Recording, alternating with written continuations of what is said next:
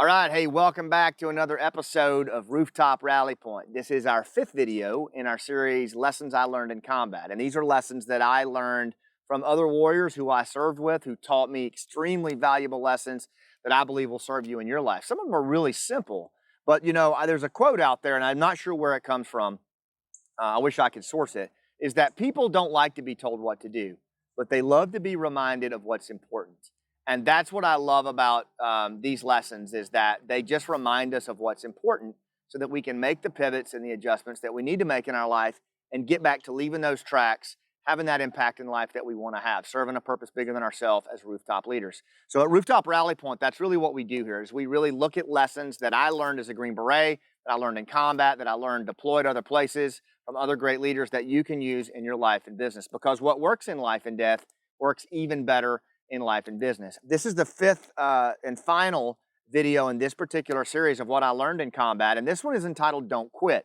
And the guy who taught me this lesson, there's lots of people who taught me this lesson, and I made lots of mistakes as an Army officer in Special Forces, lots of things I could have done better. But one of the things I did learn was never to quit. Because of the training that you go through in Special Forces and all the training leading up to Special Forces, if you quit, you won't make it. It's just that simple. But I believe that's true in life as well, right? If we all have goals, we all have dreams. And as I travel around the world today doing instruction on human connection, high performance, I'm finding a very large number of people who are quitting, or at least at risk for quitting on their dreams. And I think this is immensely dangerous. Like, this is the worst thing we can do as leaders and human beings, because once you quit, you'll quit every time.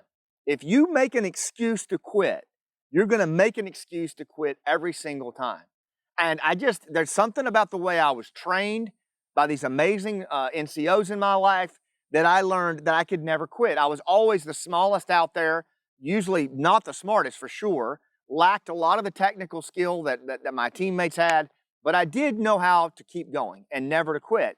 And that did show up for me a lot of times as a leader and as a teammate, and even past my time, 6 years now past retirement, I'm learning that not quitting has allowed me to build a powerful business in the for-profit world, a nonprofit storytelling organization, a play, a best-selling book, all of that from the same lessons. Don't quit. But it was Captain Will Lyles in 2010 who really taught me the power of not quitting. Now, Will was leading a Special Forces detachment up in Aruzgan province, the same place where Alan Johnson had been killed. And in that vicinity. And this was a bad place, right? This Firebase Cobra, it was just a really, really rough place. I believe it was later renamed to Firebase Tice.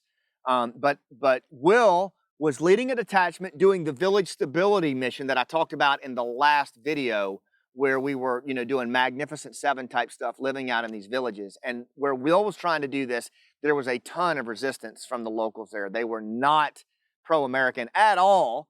They were not pro-government. They were very, very much in line with the insurgents. And so Will was basically having to fight his way, him and his team, out of their fire base every time.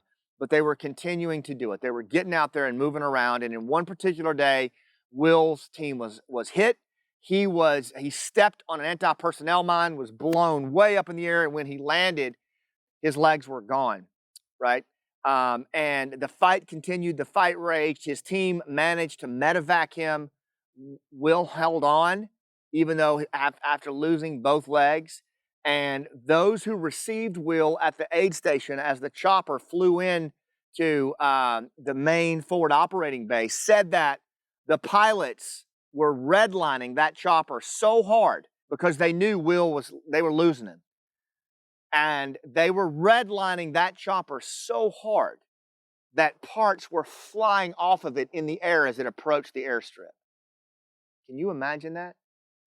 The entire crew was literally flying this chopper into self-destruction so that this man could live. Don't quit. When they got Will on the operating table, they quickly realized that all they could do was sustain him and move him to Charlie Med in Kandahar. That's when I got the call that one of our VSO operators had been hit. Because he was a 7th group guy and there wasn't a lot of 7th group representation, I went over and spent time with Will. he was fighting for his life. There was not a lot of chance for him to live. They had to finish the amputations, but he was in and out. He was in and out. They were losing him on the table. And the anesthesiologist, a Navy officer, came out during one of the surgeries with tears in his eyes. And he said, "That's the strongest young man I've ever seen. He has fought in and out. We've lost him several times. He's fought back. Did you know he played baseball in college?" And I said, "I didn't know that." And he said, "This kid is the strongest, toughest fighter I've ever seen." And this guy was emotional. And you think about how many battlefield injuries this guy had seen. He said he just won't quit, right? When they brought Will out and he finally was conscious, and I told Will that he wouldn't be going back to his team because of his injuries, that was the only time he cried. That was the only time I saw a tear, was when he found out he wouldn't be going back to his team. Later, when they got him back to Texas for treatment and prosthetics, he lost his family. His wife left him. And he continued to battle. He continued to work and get prosthetics. He continued to push through it. He's now remarried, has a wonderful job in corporate America. They have another child, and Will continues to lead, right? He got his MBA at Rice. This guy just won't quit, right? And he continues to lead. He continues to serve. He continues to make a difference for those around him, for his spouse, his family.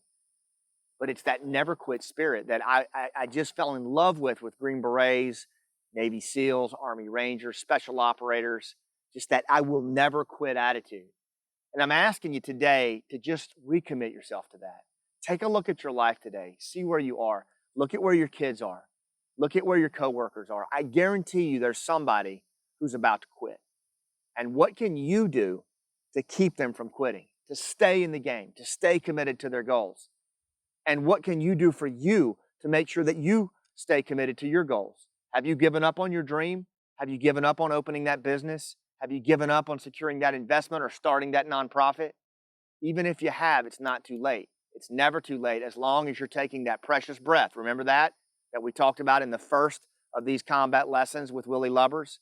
As long as you're breathing and you got air in your body, you have the capacity to fulfill what your maker put you on this earth to do. And I fully believe that. That's why we're here.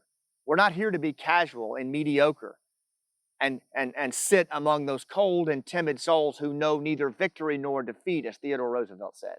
We're here to make an impact. We're here to go up on the rooftop and serve others and leave tracks in this world. But if you quit, you won't be able to do it. So take a page from Captain Will Lyles. Never quit. And even if you have, get back on that trail and start walking again. Because the folks out there, they're counting on you. And they need what you've got. Thanks for what you do. I'll see you on the rooftop.